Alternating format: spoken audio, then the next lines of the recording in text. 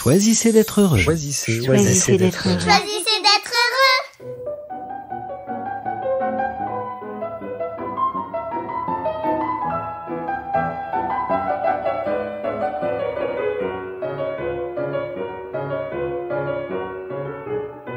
Terra incognita.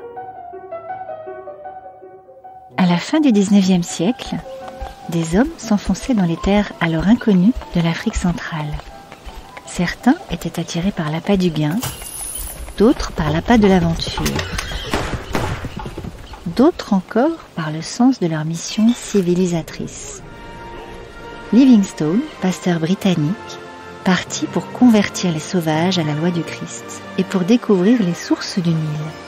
Et il se perdit dans la forêt équatoriale.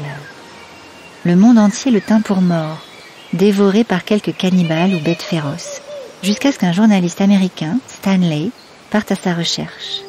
Stanley a retrouvé Livingstone. Ce fut le scoop de l'année. Au milieu d'un territoire immense et inexploré, rempli de périls à faire frémir. Son livre « Comment j'ai retrouvé Livingstone » a été un best-seller mondial. Une phrase l'a immortalisé. Quand, après bien des aventures et des dangers, Stanley arrive dans un village de huttes, au milieu duquel est assis le premier homme blanc qu'il ait vu depuis des mois, il lui dit, avec tout le flegme anglo-saxon dont il est capable, « Dr Livingstone, je présume ». Quel point commun entre l'aventure jules vernienne de Stanley et notre chemin vers le bonheur. Notre mission est de découvrir ces endroits improbables où se produit l'incroyable, l'impensable, l'inattendu, l'inespéré. Ces lieux de notre vie où nous n'attendions plus rien et soudain, tout nous est donné. Sur cette terra incognita qu'il nous est donné de découvrir, nul n'a dressé la carte des sentiers et des obstacles. Et nous ne saurions donc préparer un itinéraire. C'est par notre curiosité, notre intuition, notre prudence et notre confiance en la vie, notre courage et notre volonté aussi, qu'il peut nous arriver par hasard de découvrir au détour d'un sentier ce miracle inattendu. La vie est là pour nous. Il nous aura fallu braver tous les risques, tous les sens en éveil, à la découverte d'indices permettant de supposer le passage d'un pasteur britannique au milieu de cette forêt équatoriale inexplorée. Comme le dit si justement Saki Santorelli, formidable mentor pour qui pratique la pleine conscience, « The true places are not on the map ». Les véritables endroits, ces lieux de vérité que nous sommes invités à visiter, parce que c'est là que la vie nous attend, ces endroits-là ne figurent pas sur la carte. Personne ne les a cartographiés pour nous. Et il nous faut en effet cultiver un certain goût du risque pour oser s'y aventurer, comme lorsqu'on guide le dialogue exploratoire après une méditation, et qu'il s'agit d'aller à la rencontre du groupe pour explorer l'expérience des participants. On ne sait pas trop jusqu'où aller, ni comment formuler la question qui ouvrirait la boîte de Pandore. Comment ça se manifeste en toi ? Ah, rien ne vient. Accueillir le silence. Et est-ce que c'est nouveau ?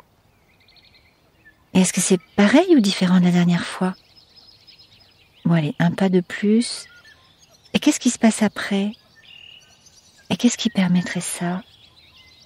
Mais en fait, on n'a pas besoin de tout clarifier, de tout comprendre aujourd'hui, de tout expliquer maintenant. Simplement s'accorder une expérience vivante, incertaine et captivante. Comme le docteur Livingstone parti à la rencontre des sources du Nil. Comme Stanley, suivant son intuition vers la clairière. Et il y a tant de raisons qui auraient pu leur faire rebrousser chemin. L'incertitude, la peur de ne pas pouvoir revenir en arrière, la fatigue qui anesthésie l'audace, le découragement qui bride l'intuition. Et puis aussi les autres, à qui il faut expliquer pourquoi on va y aller quand même. Toute ressemblance avec ce qui vous traverse vous-même, lorsque vous avez envie de prendre un risque, serait fortuite et involontaire.